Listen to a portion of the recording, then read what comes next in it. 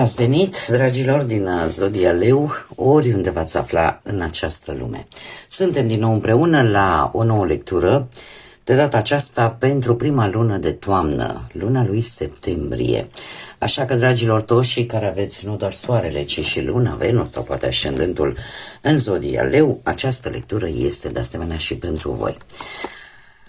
Desigur, vreau să le mulțumesc din suflet tuturor celor care sunteți aici, care mă susțineți prin intermediul like-urilor, al comentariilor frumoase, al gândurilor voastre bune, așa că mii și mii de mulțumiri tuturor. Pentru cei care sunteți pentru prima dată aici pe canal, vă urez bun venit, iar dacă la finalul acestei lecturi simțiți că ați rezonat sau pur și simplu v-a plăcut, nu uitați, dragilor, să vă și abonați. Este gratuit și în felul acesta nu veți pierde niciuna dintre lecturile mele. Iată că am ajuns și la prima lună de toamnă.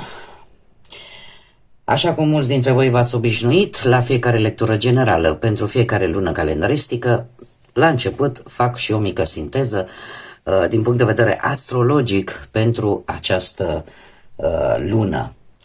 Așa că septembrie vine după o perioadă în care multe lucruri s-au schimbat, unele ne-au luat pe nepregătite, așa că lunile iulie, august, în general ultimele luni și în special august, ne-au cam pus pe jar, așa, ne-au cam pus în fața unor situații pe care poate nu le-am putut controla în totalitate și atunci septembrie vine un pic cu o energie un pic mai domoală, mai așezată, da? Asta nu înseamnă că totul se liniștește brusc așa, ci începem cumva ușor să ne găsim locul într-o realitate care cu siguranță s-a schimbat deja. Este nevoie de mai mult echilibru, de mai multă claritate și aș spune că spre finalul lui septembrie curajul va fi important în momentul în care decidem ce facem mai departe cu viețile noastre. E adevărat, nu mai suntem în aceeași agitație ca înainte, dar nici nu înseamnă că totul se va așeza așa fără niciun pic de zgomot. Avem o quadratură interesantă între Venus și Pluton pe 15 septembrie care va mai zvârcoli acolo lucrurile, va mai scormoni un pic, poate să ne aducă tensiuni, poate să ne aducă reacții puternice sau situații pe care unii dintre noi cel puțin am fi preferat să le lăsăm acolo așa cum era. Din punctul de vedere astrologic, ceea ce vă privește pe voi, strict pe voi, dragii mei din Leu, septembrie va aduce mai multă atenție asupra banilor, a valorilor voastre personale, a siguranței voastre, dar și asupra modului în care voi comunicați și luați decizii. După o perioadă foarte agitată, de care am avut cu toții parte, în august, în această lună și mai precis spre finalul ei, lucrurile încep să se miște din nou. Marte intră în semnul vostru și va aduce mult mai multă energie, mult mai mult curaj și mult mai multă dorință de acțiune. Dacă vorbim pe partea asta a muncii, puteți avea parte de discuții, de negocieri, de schimbări în modul în care voi vă desfășurați activitatea, iar de asemenea spre finalul lui septembrie energia va crește și puteți avea mai multă inițiativă pentru a începe lucruri noi sau chiar pentru a vă impune mult mai clar punctul de vedere. Banii sunt una dintre temele importante ale lunii pentru voi, așa că puteți să vă reorganizați bugetul, să luați decizii legate de anumite venituri sau, nu știu, să vă gândiți mai serios la ceea ce vă oferă siguranță financiară. Este un moment bun să vă clarificați care sunt prioritățile voastre bănești. Dacă vorbim de relație, în relație comunicarea poate fi mai importantă decât de obicei. Pot apărea discuții despre viitor, despre bani, despre casă, despre ce își dorește fiecare dintre voi, așa că aveți grijă ca e o mică atenționare aici, de a avea grijă ca dorința asta de a avea în permanență dreptate totuși să nu fie mai puternică decât dorința de a vă înțelege ca și cuplu. Cei singurei, pentru voi finalul lunii este cel mai interesant. Odată cu intrarea lui Marte în Leu, în zodia voastră, va aduce mai multă încredere, mai mult magnetism, mai multă dorință de a ieși în lume și puteți deveni mult mai activi în căutarea unei relații. Așa că puteți atrage mult mai ușor atenția cuiva.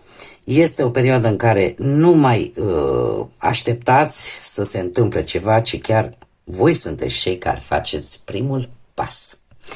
Și acum, haideți să vedem și ce ne spun cărțile. Așa cum bine mulți dintre voi știți, avem aici 4 cărți din oracolul frunzelor de ceai, fiecare carte reprezentând acel punct important pe săptămâni, ce iese în evidență pentru fiecare săptămână întreagă a lunii septembrie. Și începem, desigur, cu prima săptămână. Avem Pana. Se pare că descoperiți chiar din prima săptămână că cineva nu este tocmai sincer cu voi, nu dă dovadă de sinceritate, este cam volatil așa, cam se mută cum bate vântul. În cea de-a doua săptămână avem Bastonul, să fii atent cu sănătatea ta. Fiți atenți încă din a doua săptămână a lunii septembrie la mesajele pe care vi le dă propriul vostru organism. Un pic microfonul. Deci aveți grijă la ce semnale vă dă propriul vostru organism, nu le neglijați, nu le ignorați și poate n-ar fi rău, nu, să mai faceți și ceva analize. Preventiv.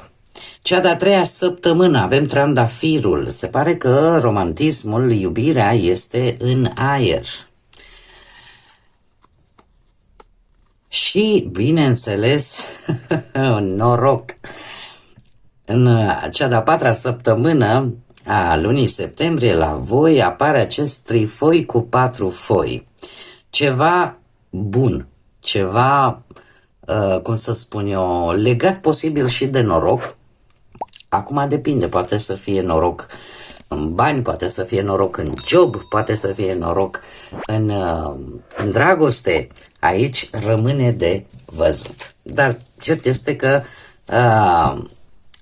veți avea șansa să vă bucurați de ceva neașteptat și benefic pentru voi. Haideți să vedem acum ce energie generală aveți, dragilor din Leu, în luna septembrie. Care este energia generală pentru dragii mei din Leu în luna septembrie? Energia generală. Ia să vedem. Claritate. Avem claritate. Se pare că ceața începe să fugă din viața voastră. Voi vă veți deschide ochii către adevăr și vă aduceți aminte. Aici, mă rog, așa spune mesajul, o să-l discutăm imediat. Îți aduce aminte de perfecțiunea pe care tu o ai, de perfecțiunea ta, în mod particular. Ce ne spune de fapt acest mesaj, mai pe înțelesul tuturor, să îndepărtați confuziile, să îndepărtați toate iluziile, să priviți lucrurile așa cum sunt cu adevărat și, bineînțeles, să nu uitați cine sunteți voi și cât valorați. E o lună în care categoric lucrurile încep să se limpezească, poate să fie existat, nu știu, o situație în care voi nu ați avut toate informațiile sau ați sperat într-un anumit rezultat, ați interpretat ceva într-un anumit fel sau pur și simplu nu ați vrut să vedeți un adevăr. Iar acest mesaj, această energie spune foarte clar că în septembrie începeți să vedeți mult mai limpede aceste situații, aceste lucruri. Nu este doar aflați un adevăr despre ceva, este de fapt mai mult că vă dați seama cine sunteți și ce meritați. Nu o văd neapărat ca pe un mesaj de orgoliu, chiar dacă așa pare să sune pentru voi, ci mai degrabă ca pe o recâștigare a încrederii în propria voastră persoană, în propria voastră valoare. E ca și cum după ce cade toată ceața asta, voi puteți să spuneți, domne, acum văd foarte clar, știu ce vreau, știu cine sunt și de acum încolo nu voi mai accepta chiar orice. Bun, haideți să mergem mai departe și să vedem ce ne spune tarotul. Ce vine pentru dragii mei din Leu în luna septembrie?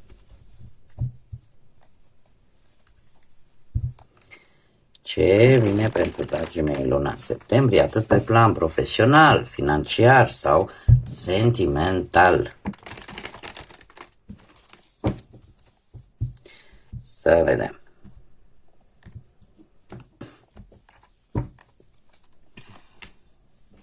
Și avem pe partea muncii, avem un paș de bâte, vești, 2 de spade și pusnicul, zodia fecioară. Și aici zodii de foc, la fel ca și voi, berbec, leu sau săgetător. Bun, ce înseamnă asta? E o energie, începeți cu o energie de foc, care este încă la început. Așa că pe partea asta muncea spune că e posibil să primiți o veste legată de muncă, ori că apare o ofertă, ori că apare o șansă nouă, ori că voi începeți să învățați ceva nou sau pur și simplu aveți o idee pe care vreți să o transformați în ceva concret, într-un plan, într-un proiect. Sau puteți începe un job în care să aveți multe de învățat. Lucru mai degrabă aș tinde să cred că s-ar putea să fie o ofertă pe care voi cumva poate ați ignorat-o sau v-ați făcut că nu o vedeți. De ce? Pentru că avem un 2 de spade. Iar 2-ul ăsta de spade mie îmi spune că ați analizat sau veți analiza mai degrabă 2 variante înainte să alegeți. Nu vă grăbiți să luați o decizie încercând să păstrați un echilibru între 2 situații. Sau puteți avea 2 oferte, 2 direcții, dar deocamdată în septembrie să așteptați informațiile înainte de a lua o decizie. Faptul că avem și pusnicul, nu știu dacă zodia fecioară are vreo legătură directă cu voi, poate pe ascendent sau poate vorbim de o altă energie. Pusnicul îmi spune că voi aveți nevoie de liniște pentru a vă concentra. Lucrați mult mai bine singurei. Încercați să analizați mult mai bine lucrurile înainte să luați această decizie. Din ce văd eu aici, nu veți duce lipsă de oferte, în cazul în care asta căutați. Pe de altă parte, pusnicul nu este ceva de ignorat. De ce? Pentru că ne poate vorbi de sfatul pe care îl puteți primi de la o persoană cu experiență. E o perioadă în care poate unii dintre voi vreți să aprofundați anumite cunoștințe pe o anumită profesie. Vreți poate să sunteți în căutarea unui alt drum din punct de vedere profesional. Tocmai de aceea apare și acest blocaj, să spunem, decizional. Eu l-aș vedea și ca pe o... 2-ul de spade mai poate să ne vorbească despre ignorare. Pur și simplu, ideea asta de nu bag în seamă acum, nu vreau să mă ocup acum. De ce? Pentru că vă pune într-o anumită dilemă. Totuși, cum am văzut, există această posibilitate ca în luna lui septembrie să vină cineva care să vă dea un sfat. Un sfat și sfatul acestei persoane să vă ajute cumva să vă decideți. Că, într-adevăr, voi aveți această tendință, aici dacă nu vorbim de o veste sau de o ofertă, putem vorbi chiar de voi. Ideea de a începe ceva nou în viața voastră, de a câștiga, să zicem, să vă câștigați bănuții oarecum, făcând altceva față de ce ați făcut până acum. Poate să fie și acest lucru. Doar că e nevoie, într-adevăr, nu e o decizie ușoară, e o decizie destul de importantă și eu aș spune că o veți tatona foarte mult. O veți și tatona, dar o veți și cocheta cu această idee. Asta înseamnă că renunțați la ea. Pe partea banilor, dar asta o să vedem desigur și pe parcursul săptămânilor, la lecturile noastre săptămânale. Foarte interesant aici, pe partea banilor, avem un 10 de bâte, în sfârșit ceva greu din punct de vedere financiar, e pe cale în sfârșit să se cam încheie. De ce? Pentru că avem un 10 de bâte. Iar 10-ul ăsta de bâte pe partea banilor îmi spune că voi ați muncit tare mult ca să vă îmbunătățiți situația financiară. Ați avut poate de achitat anumite obligații, anumite datorii și sunteți chiar la începutul lui septembrie, sunteți aproape să terminați poate aceste datorii sau cel puțin una dintre ele. Începeți să vă asumați responsabilitatea pentru anumite situații financiare, iar veniturile voastre încet încet chiar pot crește, dar desigur prin mai multă muncă. Dar există un scop care vă împinge să faceți toate aceste lucruri. Avem steaua, nu știu dacă zodia vărsător vă spune ceva, dar steaua în acest context îmi spune că aveți o dorință a voastră. Poate că vreți, domne, nu mai vreau nici să trag de bani până la ultimul leu, vreau să îmbunătățesc situația mea financiară. E posibil să apară o șansă de câștig, e posibil să apară o veste bună legată de bani și în felul acesta să vă puteți face un plan de viitor. Practic, încet, încet, începeți să vă recăpătați această siguranță la nivel de bani. Marea preoteasă, în schimb, vine cu foarte multă înțelepciune. De ce? Pentru că veți ști când să cheltuiți și când să economisiți. Vă veți asculta foarte mult instinctul, mai ales în privința banilor. Spre sfârșitul lunii întrevăd o situație financiară care încă nu este foarte vizibilă, dar tind să cred că veți începe să puneți niște bănuți deoparte pe care să-i gestionați discret, fără să știe prea multă lume despre această sumă de bani. Tocmai de aici probabil că vine și înțelepciunea, care poate la un moment dat va cam lipsit. Dar evenimentele, după cum bine am văzut din ultimele luni, probabil că v-au făcut, știi, e mai bine să tac și să le fac. Și vă doriți să vede acest lucru, munciți foarte mult pentru a avea această stabilitate la nivel de bani și atunci aici avem o dorință arzătoare pe care voi o aveți și sunteți conștienți că pentru a ajunge la ca această dorință să prindă și realitate, veți pune ceva deoparte, dar fără să spuneți la prea multă lume. Va fi ceva discret, va fi ceva foarte diplomatic făcut. Haideți să vedem relația. În luna septembrie, un paș de monede și un as de bâte. Foarte interesant aici. Foarte interesant aici. Avem zodii de pământ, Taur, Fecioară sau Capricorn. Dragii mei, se pare că există ceva în relația voastră, parcă se mișcă foarte încet. Orică unul dintre voi nu are experiență, orică există intenție, dar puține fapte, e unul dintre voi care încă e în perioada aia de a învăța ce înseamnă o relație serioasă. Că există potențial de relație, există. Eu aș spune că relația vorbește foarte mult, cel puțin în această lectură, de o relație posibil la început. Și poate parcă e prea devreme ca să știi unde se va ajunge într-un final. Cert este că voi parcă nu mai aveți răbdare așa mult. Sau sunt anumite lucruri care vă deranjează la actuala relație. Nu știu dacă partenerii voștri sunt mai tineri decât voi. Sau chiar dacă nu sunt tineri, poate că au un comportament așa mai juvenil. Dar să știți că este totuși cineva, pajul de monede îmi vorbește de energia celui care vrea să învețe, care vrea să-și construiască un viitor, care, cum să spun eu, e dornică să meargă înainte. Totuși, din ce văd eu aici, cu optul ăsta de cupe, nu știu, aș spune că voi vă desprindeți de o perioadă în care lucrurile astea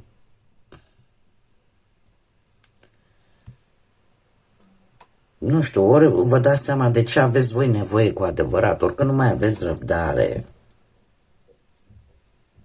Dar se vede clar că voi nu prea sunteți foarte încântați de ce se întâmplă. În același timp aș spune că vreți mai multă maturitate. Dar chiar și așa apare ideea asta. Dom'le, eu vreau ceva mai mult. Nu mă văd mai departe. Cel puțin mie asta îmi spun cărțile. Asul de bâte, în schimb, vă îndreptați către ceva ce vă atrage. Apare o atracție puternică, o relație care posibil să înceapă într-un mod foarte pasional. Unul dintre voi posibil să facă primul pas. Sau, nu știu, apare dorința de a începe un nou capitol.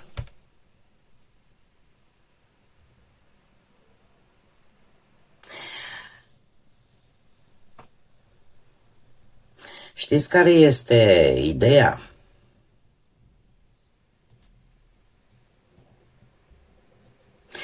Acum, este foarte complicat. De ce? Pentru că este totuși o lectură general colectivă. Și cum nu am persoana aici, în fața mea, nu e pentru o singură persoană. Da? Și trebuie să o luați ca atare. Eu am două variante. Ori una în care voi efectiv spuneți, dom'le, nu am răbdare necesară, nu mai am răbdare necesară și vreau ceva mai mult, vreau să simt pasiune, vreau să simt și altceva. Există și această variantă. Dar mai există și ideea de a lăsa în urmă partea asta a banilor, a muncii, nu de tot, să nu mai intervină în relația voastră. Poate să fie și acest lucru. Pentru că e posibil ca voi, nu știu, să primiți ori o ofertă de muncă pe care să o refuzați și să vă axați foarte mult strict pe ceea ce ține de relația voastră. Acum depinde fiecare unde se regăsește, pentru că aici, într-adevăr, putem vorbi de o atracție puternică într-o altă direcție sau putem vorbi de o relație care capătă o altfel de energie, un altfel de entuziasm.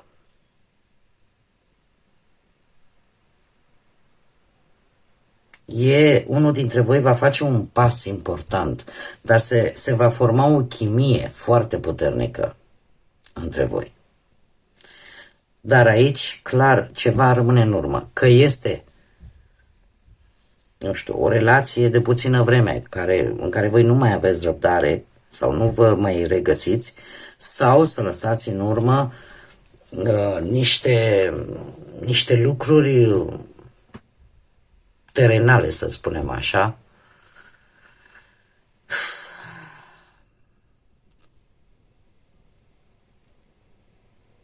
indiferent cum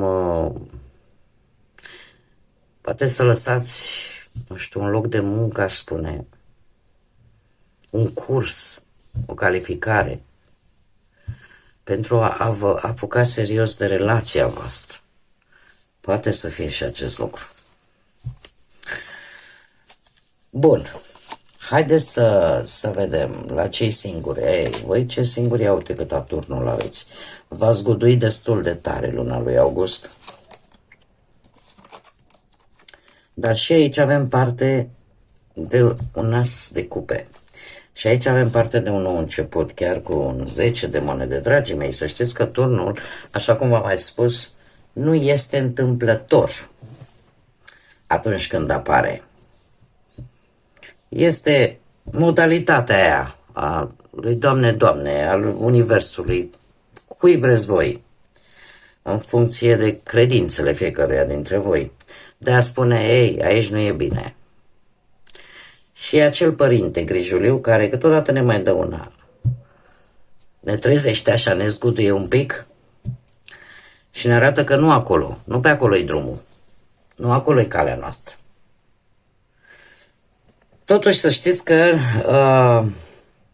nu știu, sunt intrigată, trebuie să vă mărturisesc. Sunt foarte intrigată încă de partea asta cu cei singuri și îmi cer scuze față de cei, cu partea asta a relației, îmi cer scuze pentru cei singuri și eu aș spune că e vorba cu pajul ăsta de monede, cred că de ceva concret care trebuia învățat, trebuia discutat, trebuia construit.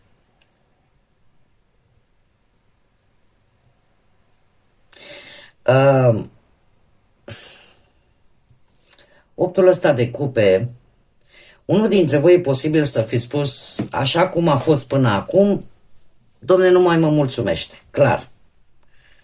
Și se îndepărtează de o situație emoțională care clar nu-i mai aduce satisfacție. Asta nu înseamnă obligatoriu că pleacă din relație. Poate pleca din felul în care a funcționat relația până acum. Iar faptul că avem asul de bâte, că apare ceva nou, apare dorință, apare pasiune, apare inițiativă, energie, da? Un nou început. Asta mă face să gândesc că ori avem o relație care trece printr-o schimbare și lasă în urmă o etapă care n-a mai funcționat și se încearcă ceva nou. În această variantă, asul de bâte poate fi chiar reaprinderea pasiunii sau cumva un nou început în relația existentă.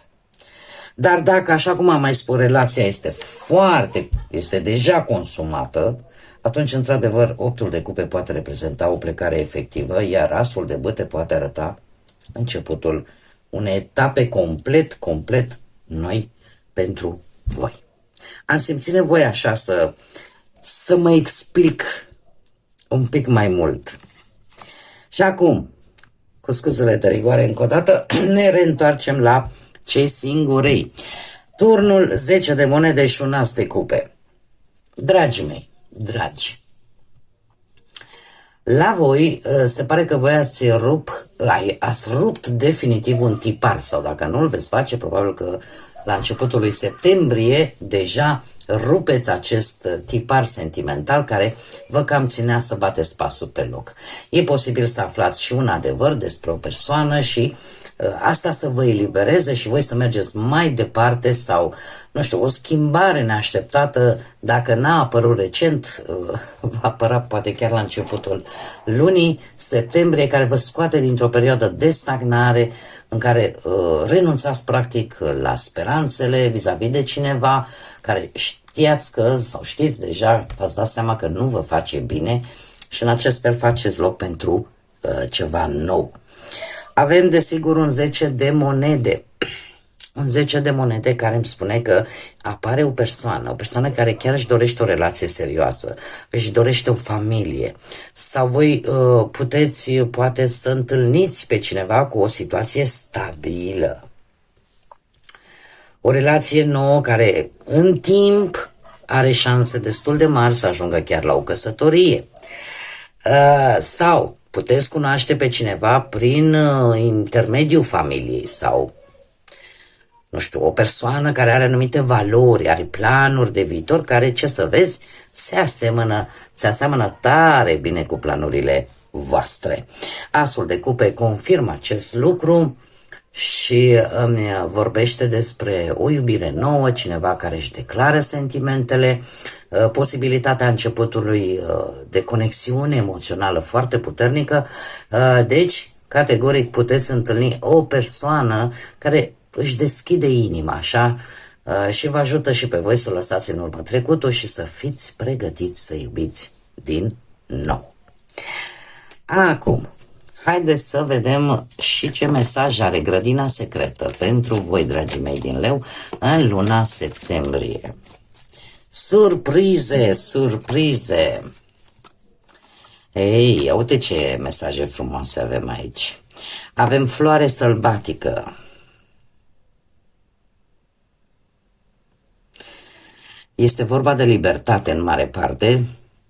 ne spune că să trăiești o viață care nu mai este sub control, să fii liber să crești oriunde și să nu fii legat practic de nimic, să fii precum așa o floare sălbatică, acele flori pe care le vedem, care se extind și nu le încorsetează absolut nimic. Și avem aici, desigur, surprizele. O aventură chiar în scorbura iepurelui. Dacă nu știi niciodată ce te așteaptă. Dragii mei, sunt niște mesaje care arată foarte clar dorința de eliberare, de a nu mai încerca să vă încadrați într-un loc, într-o situație sau într-un rol doar pentru că așa trebuie.